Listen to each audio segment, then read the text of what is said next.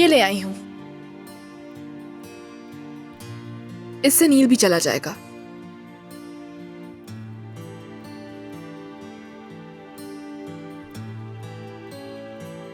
बहुत दर्द हो रहा है।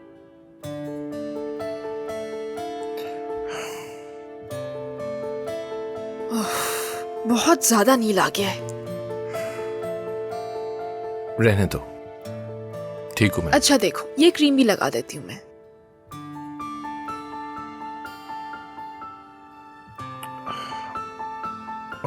बस मैं ठीक हूं मलिया। अच्छा पर देख तो रही हो, हर जगह तो लगा दिया है तुमने। ठीक हूं मैं। ठीक है, मर्जी है। बर्फ है। करीम, आओ, हम यहाँ हैं।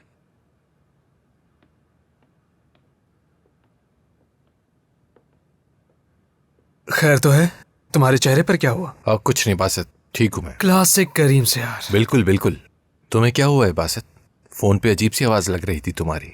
बहुत बुरा हुआ है भाई, और मुश्किल में आ गया हूं। तुम मिलने गए थे उससे? हाँ गया था।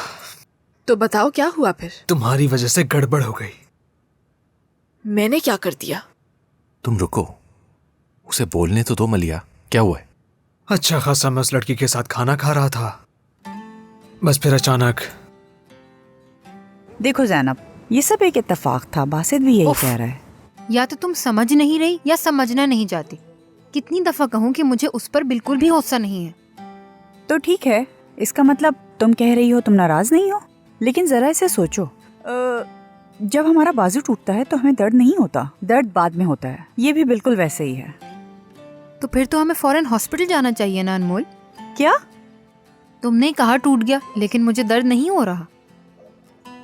अच्छा, समझने की कोशिश कर रही हूँ। ये बताओ, क्या वो तुम्हें शुरू से ही पसंद था? बिल्कुल। इसका मतलब है तुम हर वक्त उस पे नजरें जमाए रखती थी। हाँ, ये भी सच है अनमोल। तो फिर जब तुमने सुना वो तुम्हें पसंद करता है तो तुम पागल हो गई? हाँ। तो फिर ऐसा क्या हुआ कि तुम बदल गई? नहीं मालूम। जैनब ने सब कुछ अपनी आंखों से देख लिया, फिर चली गई वो। मैं वाकई शर्मिंदा हूँ बासित। अंदाजा नहीं था कि ये सब होगा। अगर तुम पहले सोच लेती तो ये सब ना होता।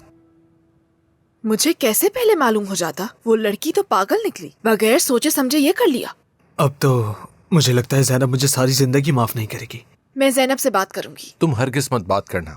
पहले ही तुमने बाबा से बात की थी और देखा क्या अंजाम हुआ। अब तुम खामोशी रहो। ठीक है, अब मैं चलती हूँ, बहुत देर हो गई है। ठीक है, मैं बाद में मिलता हूँ।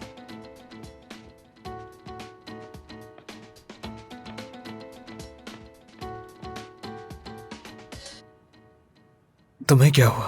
तुम्हें अच्छी तरह अंदाजा है कि मलिया क्या हरकतें करती रहती है। खैर, वो लड़की कौन थी जिसने तुम्हें किस किया था? बेगम। बेगम? बेगम वो आखिर है कौन? उसकी जैनब के साथ रेस थी, बताया था ना। वही मिला था मैं उससे। मेरी तो पहली मुलाकात थी, लेकिन उसने मुझे पहले भी कहीं देखा था। अजीब है।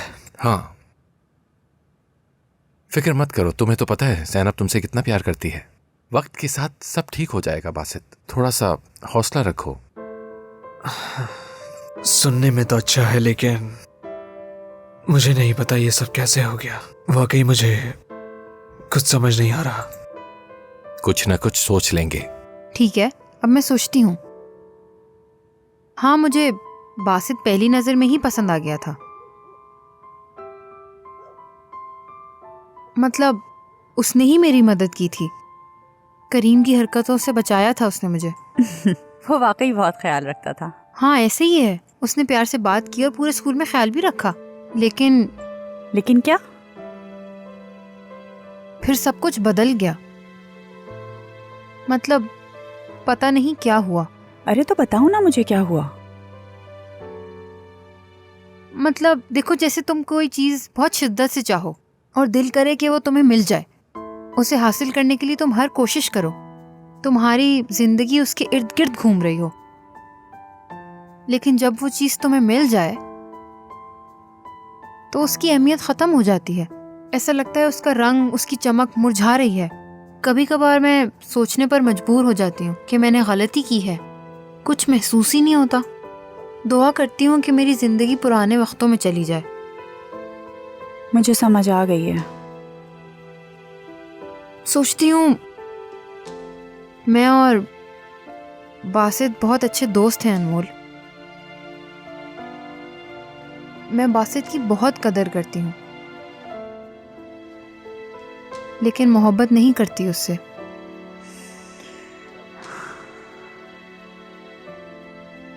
ज़ैनब, सच बताओ, क्या तुम्हें कोई और पसंद आ गया है? नहीं, ऐसी कोई बात नहीं है।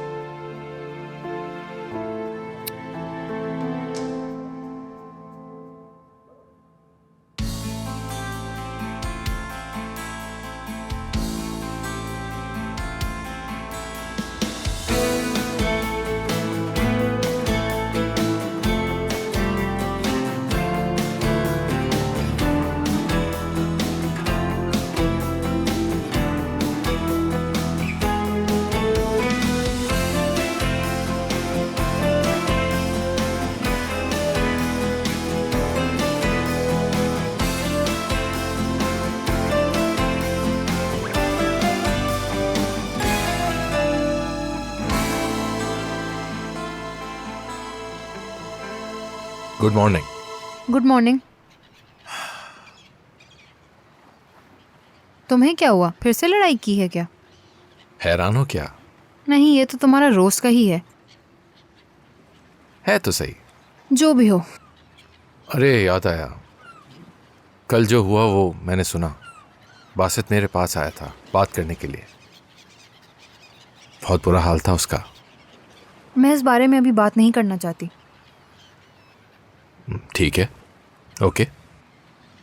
शुक्रिया।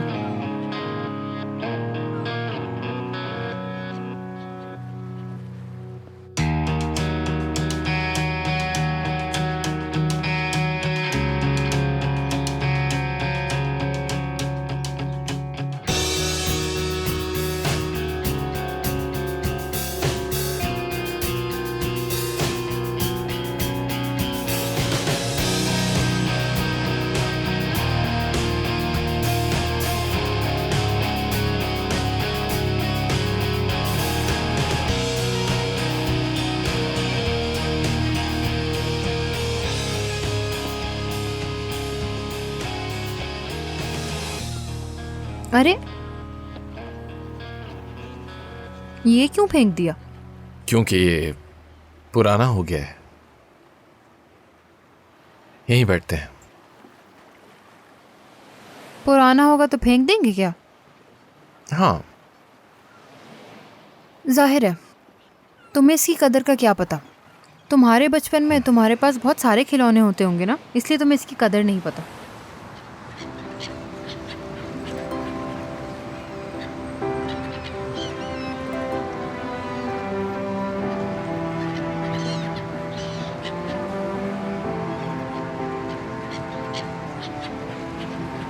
जानते हो, मेरे पास कभी खिलौने नहीं थे। मैं हमेशा दूसरों के टूटे हुए पुराने खिलौनों से खेलती थी। मैं उन सारे खिलौनों को साफ करती थी, उनको नए कपड़े पहनाती थी। अम्मी छोटे छोटे कपड़े सीकर मुझे दे देती थी। मैं हमेशा सोचती थी कि इनका नाम क्या होगा, क्योंकि इनके पुराने मालिक ने इनका कोई तो नाम रखा होगा। बस यही सोचती थी कि कहीं से पता चल जाए कि इनका असल नाम क्या है। मेरा पूरा बचपन ऐसे ही गुजरा। अजीब है ना? नहीं, बिल्कुल भी अजीब नहीं है।